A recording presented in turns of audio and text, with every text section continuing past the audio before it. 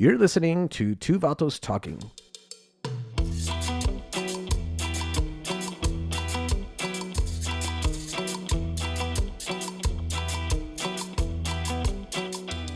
A podcast by two dads discussing life's challenges and blessings with the goal to create a sincere community for men. We're your co-hosts, Eduardo and Spencer. So, Ed, we hit a milestone the other day. We had our first interview. We hit a huge milestone, right? I think we hit a grand slam. I think so, too. And the interview was with the New York Times reporter, Jazmine Ulloa, author of El Paso, 5 Families, and 100 Years of Blood, Migration, Race, and Memory, recently published by Penguin Random House. So that's also a grand slam. This book has received a lot of attention, a lot of accolades already, and it's by a big-time New York press. So congratulations to Miss Ulloa on this wonderful book, very timely book, and we were very honored to have her here. And she's an El Paso native. She's an El Paso. Not only is she an El Paso native, but she is a fellow Burgess Mustang alumni. So how do you like that one? Now, I've been hearing about Burgess. Tell me about Burgess, because it appears that you guys are pretty tight. So Burgess people apparently are all throughout the world, and this is another case in point, right? I had no idea that Jazmine was a Burgess grad, and so I was super thrilled that, not only is she coming back to El Paso to remember where she came from and promote her book called El Paso, but she also was doing some lectures and some visits with her St. Pius School and her high school, Burgess High School. Yeah, and so she's a New York Times reporter, as you mentioned. She lives in Brooklyn, and she said that she made a friend there who's also from Burgess High School. So, as you mentioned, you guys are everywhere. They're everywhere, man. And when you find out that it's another, well, first of all, if you find out it's another El Pasoan or another fellow Burgess alumni, well, then automatically it's like a brotherhood. Yeah, that's really cool. And as you mentioned, her book, it's been doing really well. And she went to all these book talks while she was in El Paso. So let's just take a step back there, and then let's just talk about how did we get her to even come to our Studio 4400? Right, because she's doing this book tour for her book launch, and you heard about it. You read about it. Yeah, so I heard about it, and then I shared it with you, right? And I said, hey, look, we should reach out to this author.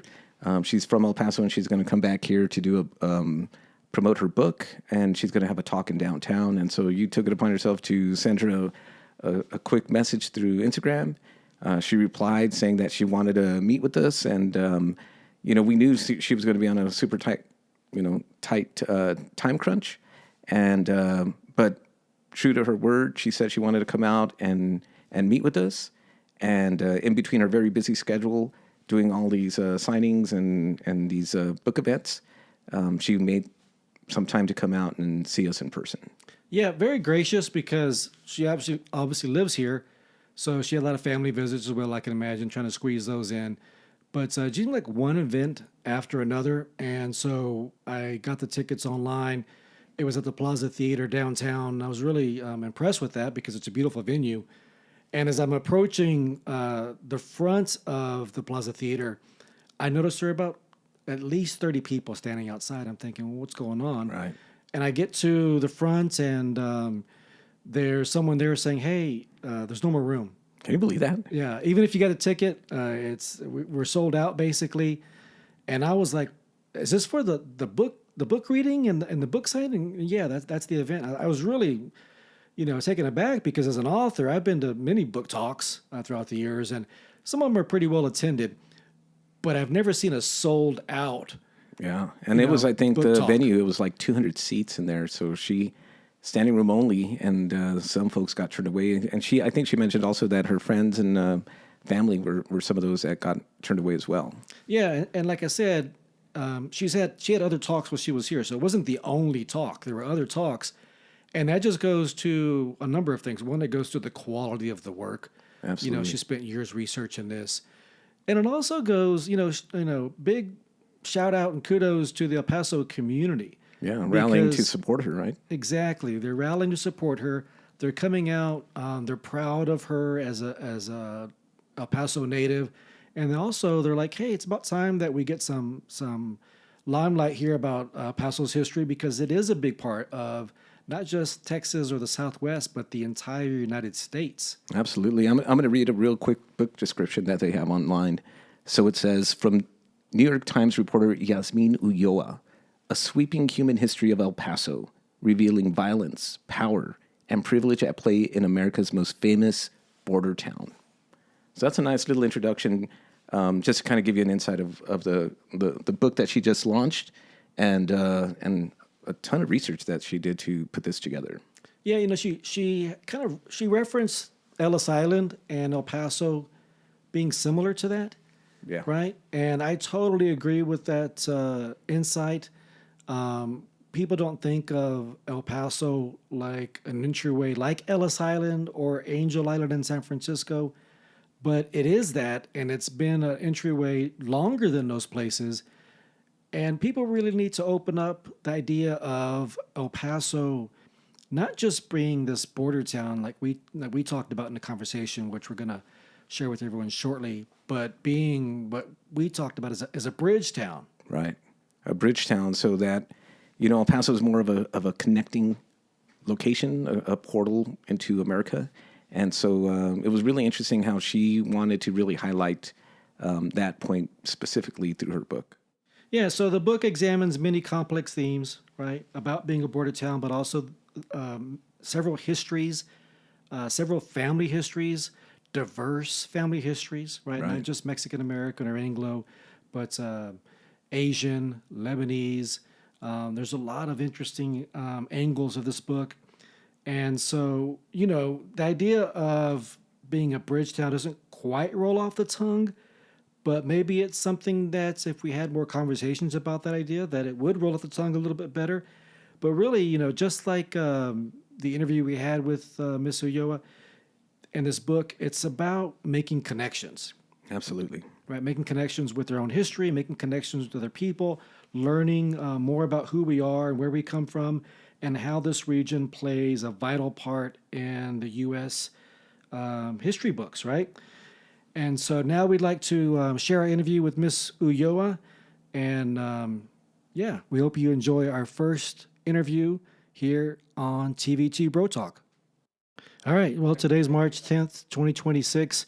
We are honored to be with Miss Jazmine Ulloa today, a reporter, La Reportera, from the New York Times. I had imagined, has anyone ever made you like a loteria card? Like La Reportera? That would be really cool. That'd be a good That's birthday actually- present. Eduardo Maybe is I'll an start- artist. I am. Yeah, that'd be a great idea. Actually, I like that. Yeah, and they're like, hey, This is why we keep him around, because he comes up with ideas like this. I'm not saying they're all good, but loteria, Yeah. what'd you get? La Reportera. Yeah. Who doesn't want to win with that one? That'd be a cool one. Yeah. Have like a little notepad in your hand. I think that'd be cool. That could be your thing on the future Instagram. No, or that's something. awesome. I'm going to be waiting for that. Okay. In the mail. I'll start working on it. We'll start working on it for sure. So we're TVT Bro Talk, two vatos talking Bro Talk, and the idea is creating an uplifting community for men. But what's been kind of fun to hear from listeners that we know, they're writing us, they're texting us, and they say, I know it's called Two Vatos Talking, and it's for men, about men. It's really for everyone. But the women will write us, say, but I find this really interesting, right? And I find it helpful, and we're really enjoying it. So you're actually our first guest. We've been talking about different guests. So I think it's great that our first guest is a woman, right? And a very successful woman, a Latina, Mexicana, Chicana. You use the word Chicano and Chicana, I've heard in some of your other talks, which I really appreciate, who's from una fronteriza. So I think those are all great things for our first guest. Yeah, and I think also to in addition is, even though it's two vatos talking, we want to make sure that it's inclusive of all women, because we know who the biggest influences in our lives are, and it's usually the women, our moms, our sisters, or our spouses. And for me, I got my daughter right here, so this is also one of my biggest influences. So I really appreciate you being here on our podcast. No, thank you for having me. I'm actually really interested in Latino men and how they vote. It's like the big question of the 2020, the next election, of the 2028 election, of the midterm. So I've been, as a national political reporter, think we're all really interested in Latino men. Awesome. You know, yeah, it's one of those subjects where I'll talk to other guys and I don't necessarily broach the subject because we're getting along. You don't Why want to mess ruin it up, it? right? Yeah, why rock the boat? Like we're getting along. We're talking about because we have more things in common than we don't have in common. Right. Until we start talking about politics sometimes. Right. So, but I just say, hey, I'm just going to enjoy this guy for who he is and what we do have in common. And if we get in those subjects, I'm just going to go back to the things that we enjoy together. But without switching gears too much, can you tell us a little bit about yourself? I know you're from El Paso. Yeah. Can you tell us, like, maybe what high school you went to, what neighborhood you grew up in? Yeah, so I was born and raised here. Like I say in the book, I moved a lot between California and Texas, but I always came back here. It was, every other year we were here, and I went to high school here. I went to Burgess. So I went to St. Pius every time that I came back, and then I went to Burgess. I graduated '05. So 05 grad. maybe we shouldn't say that on the... I won't say what year I graduated from Yeah. Burgess, but I'm from the same high school. 94. 90. 4. No. Oh, myself? No, you're right. You're 90. I am 1990. I'm thinking college. Yeah. But no, you're right. 1990. Yeah. We were both born the same year, him and I. Oh, We're a okay. month apart. Yeah. It's kind of weird. He's older Oh, okay. by a month. Yeah. But I do say I'm Vato 1, and then And he's Vato. I say I'm 1A. There you go. Yeah. Anyways, I find it super interesting that you're working for the New York Times. Can you talk a little bit about what you do for the Times? Yeah, so I cover immigration right now, but I also cover politics. I do a lot of politics. I'm a national reporter for the New York Times. That's awesome. Yeah. So Ed, he didn't mention this. He actually grew up in the house next door. Oh, okay. Yeah, he's from this neighborhood. Yeah. So I'm from El Paso, Central El Paso. Yeah. And I ended up buying the house right next to my childhood home. Oh, nice. So we moved a lot. We lived in Central El Paso. We lived in downtown El Paso. We lived in the Lower Valley, where my grandma is from. That's where my second house is, and my aunt lives right next to my grandma. Oh, so we nice. spent a lot of time on Riverside Drive. Riverside Drive. So you're really from here, and you know the city really well. Yeah. Are you familiar? Okay, so UTEP, and you cross. I'm sure you are, but that the Spur, 1966. You cross over that bridge. You go down, and there was an old restaurant there that's closed down now called La Hacienda, and that's where there's a sign that says the Don Juan de Oñate crossing. You ever been down there? I actually have not been down there. Okay. I highly recommend you check it out. Yeah. If you go, so you just, that roundabout by UTEP, you cross over, you go down, there's the old Fort Bliss. Right. You pass it up, and there's one of those state signs. It's kind of orange, brown, just in color, and it says official or historical marker, right? And it says Don Juan de Oñate crossing.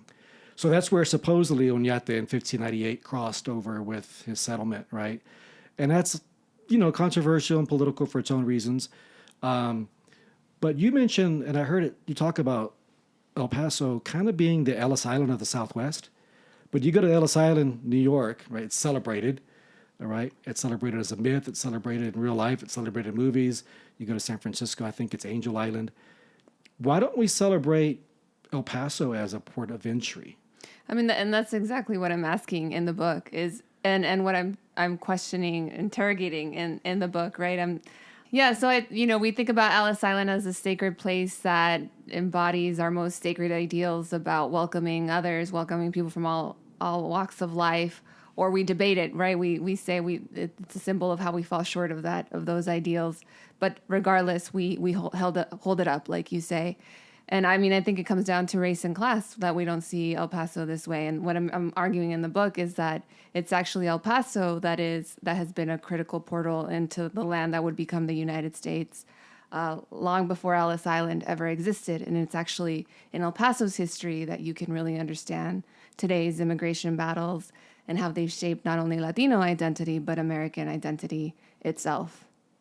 Yeah, I would totally agree, right? It's that place of interchange has existed long before Ellis Island, and people have been crossing over before it was a quote-unquote border, right? It's always been a place of exchange. Right. Back and forth, east and west, you name it. But you had a quote, Eduardo, a really interesting quote that you found about talking about kind of this idea. Yeah, so this quote really spoke to me, so I'm just going to quote it here. It's from your Instagram. So it says, I wrote about people I love and the place that made me. A place like the rest of the United States is caught in a perpetual battle over its story, forever asking if it'll be defined by its borders or bridges, which I thought was really beautiful because we refer to El Paso as a border town. But how do we get to a place where it's a bridge town? Right. Yeah, no, I mean, like I said, when you said you were going to quote something, I thought you were going to quote someone else. Well, it was somebody famous. Yeah. No. La reportera. We're quoting La reportera. Yeah. No. Is there? So I think, we're so used to calling us border towns when that sounds a little divisive to me. I think a bridge town, it probably doesn't roll off the tongue well, but that's more of like what we are. We're more of a connecting or a melting versus a border or dividing. Yeah. I mean, when I really wanted to tell a different story about El Paso, one that wasn't just about the violence on the border, the bloodshed on the border, but this different kind of blood, right? And I talk about this online as well a lot, right? That blood that binds, that blood that ties, families across generations, across time and distance. And it's really like a book about family, how these families have been shaped by immigration and how they in turn have shaped the city and the country. Right. And I talk a lot about being my parents are migrants, right? Mm-hmm. And so being a child of migrants, I know the struggle firsthand, growing up on food stamps and all that stuff. So my perspective has always changed, and then now I have children and I know their perspective is different, but it's really important not to forget where we come from. And so it's one of these things that can be lost from generation to generation. So it's really important, and I'm really glad to see you kind of talking about these subjects and talking about blood that binds, and that sounds so poetic. It's beautiful. Thank you so much. You mentioned, and you just said it a while ago, about stories. So I teach literature, and so you obviously wrote a beautiful book, and you mentioned storytellers, and you also say, you mentioned Mexican Americans and Chicanos being good storytellers. Any particular reason why you think there might be? And is there anyone in your family who you saw growing up and you say, wow, I love listening to her, or I love listening to their stories? And do you have a story that maybe you didn't include in the book that it could be a simple story, but a story that you would mind sharing with us?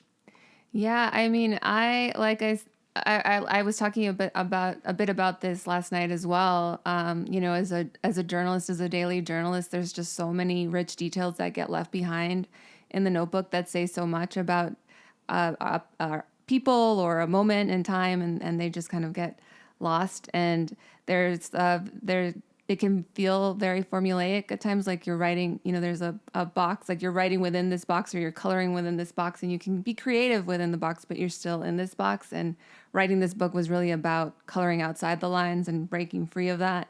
And for me, it was really returning to my roots, because I was trying to summon the voices that I grew up with, which were my mother and her mother, my grandmother on my mother's side, and then my uncle on my father's side, and my grandfather. They just told these fantastic stories, whether it was about, lost gold in the Pacific Ocean, like outside of Vallarta, Puerto Vallarta, or my grandmother had a lot of stories about Pancho Villa and, the women hiding in the hornos, and that was like in the book.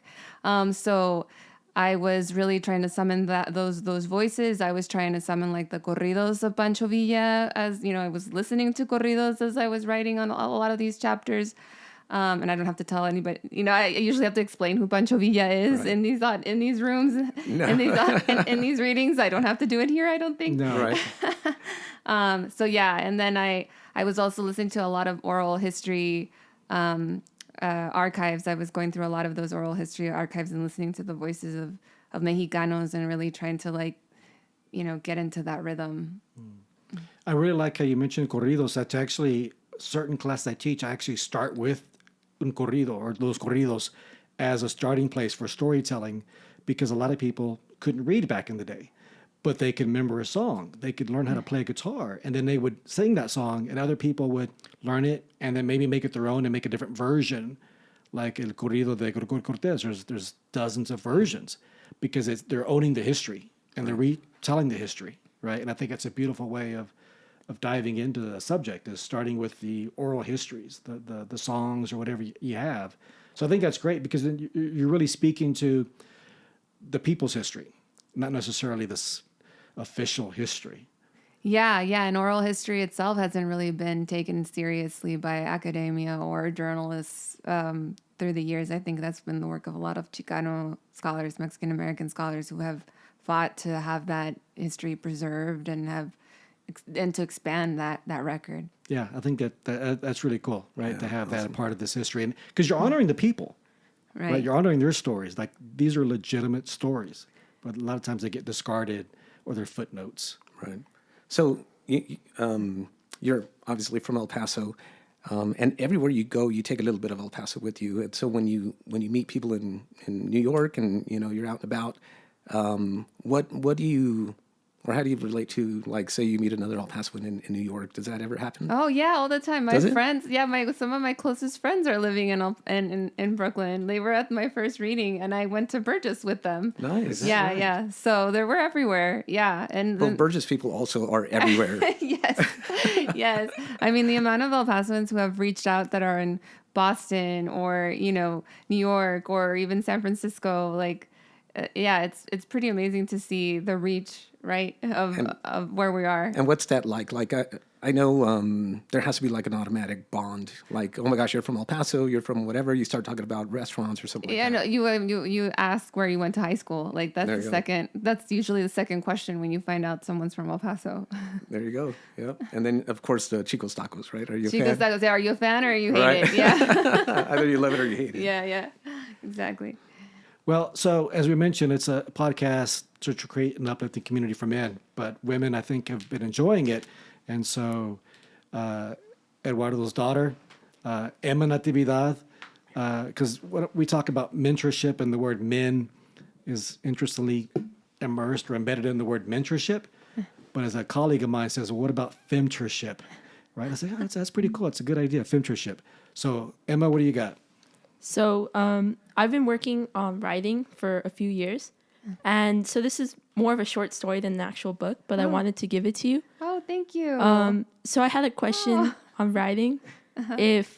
What advice do you have to give to people who are trying to get their writing out there, and like young authors who are just starting? Oh, I'd say just keep going, just keep writing, and just keep writing. Like, even if you're having a bad day, or even if you don't really like what's on the page, just keep doing it. Just keep doing it, because the more you do it, the more you do it, the better you get. And I'd say also stay true to your roots. Like, remember where you come from. Like that, I feel like that's what's really driven my work so far. Yeah. Thank you. Well, we promised we weren't going to keep you too long, because you've been on the road constantly. We've been following you in book talk after book talk and meeting with other people. So we really appreciate you taking the time out to drive here. It's almost 9:00 at night, El Paso time, and she came and. Well, she's from New York City, and it never stops us there. Es una mujer de su palabra. She's a woman of her word. That's right. Yeah. I just wanted to share one thing, though, because we were talking about Latino men, and I just wanted to share something that I just found really surprising, or just fascinating in El Paso's history, and that's in the earlier chapters about the Magonistas and like the intellectuals and activists who were crossing through the city at this time. I feel like I had a vague understanding of how important El Paso was to the revolution, what a witness it was to that conflict, but I really didn't understand how many just really critical thinkers and independent journalists had lived in downtown El Paso and created these, what we're talking about, this exchange of culture and ideas. And it's just really fascinating to be now on the front lines of the harshest immigration crackdown we've seen since World War II. And a lot of people are getting labeled criminals and outsiders and invaders and, just dangerous. And it's just fascinating for me to think back to this research I was doing for this book, and how a lot of the ideas that were considered dangerous and a lot of the men who were considered dangerous were these men that were coming through the revolution with these big ideas. And what were they? If you look at it, it's a lot of the things we're debating today: fair work wages, fair work hours, discrimination, calling out discrimination against Mexican American workers and Mexican workers in the United States. So I think that that's just such a fascinating lost history. And we're talking about men, how stories, where stories were passed down by corridos, right? And maybe I'm getting a little bit too far afield, No, but keep on going.